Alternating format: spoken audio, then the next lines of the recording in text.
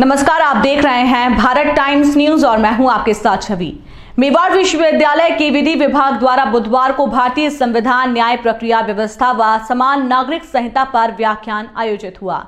विधि विभाग अध्यक्ष डॉक्टर विष्णुप्रिया दाधीश ने बताया कि भारतीय संविधान, न्याय प्रक्रिया व्यवस्था व समान नागरिक संहिता पर उद्बोधन देते हुए संविधान विशेषज्ञ मेवाड़ विश्वविद्यालय के कुलपति प्रोफेसर आलोक मिश्रा ने विधि विद्यार्थियों को भारतीय संविधान की विशेषताओं व उसकी वर्तमान प्रासंगिकता के बारे में विस्तार से बताया।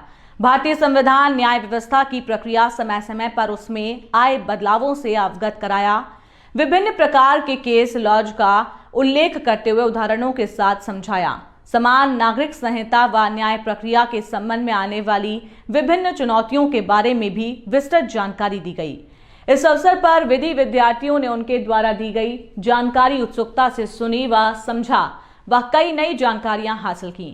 इस अवसर पर विश्वविद्यालय के कुलसचिव प्रोफेसर प्रदीप डे, मानविकी व समाज विज्ञान संकाय की डीन डॉक्टर सोनिया सिंगला, एलएड विभाग doctor Mahesh Dubey, brand manager Amit Kumar Chechani, संगीत प्राध्यापक हरिओम गंधर्व, डॉक्टर डी.के. वर्मा, आशीष अग्रवाल, विधि विभाग फैकल्टी सुगम तेनवार, इबाशीशा सूचियांग उपस्थित रहे। पेश है चित्तौड़गढ़ से हमारे संवाददाता अमित कुमार चेचानी की एक खास report.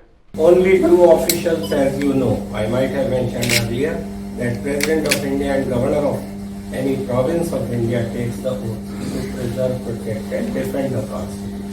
It's the responsibility of President and Governor at the state level to ensure that the Union of India stands managed, stands administered as per the provisions of the Constitution. Constitutional machinery must work. The moment constitutional machinery fails, the Governor may advise in the state that President's rule may be proclaimed under Article 356 of the Constitution. But there can never be President's rule at the Union.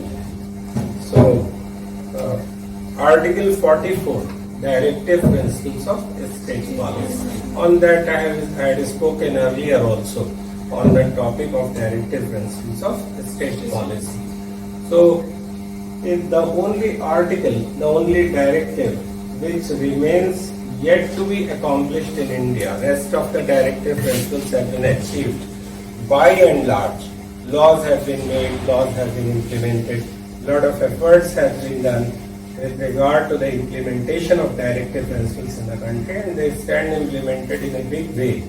The only article which remains from the side of Parliament to be implemented, of course from the side of judiciary it stands implemented to a great extent, and in parts even by Parliament, but Uniform Civil Code is still pending. We must understand two terms.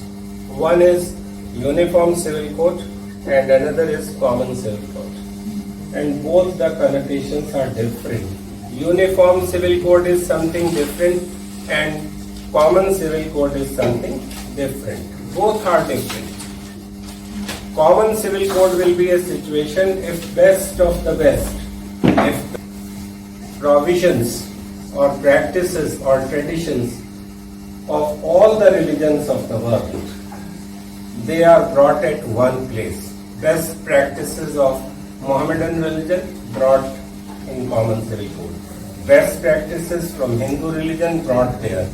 Best practices from Sikhism brought there. Of Parsi religion, Zoroastrianism brought there.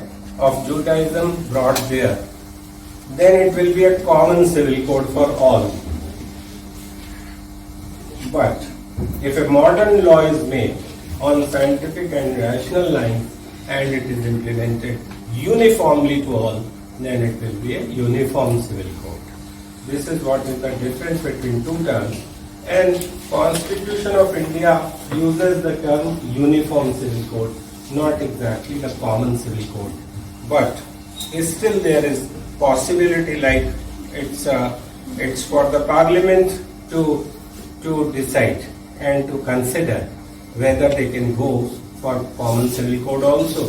While drafting or making Uniform Civil Code, they can have the best of the best from other religions also. There is no bar on that. because some of the provisions in every religion are very, very good in that.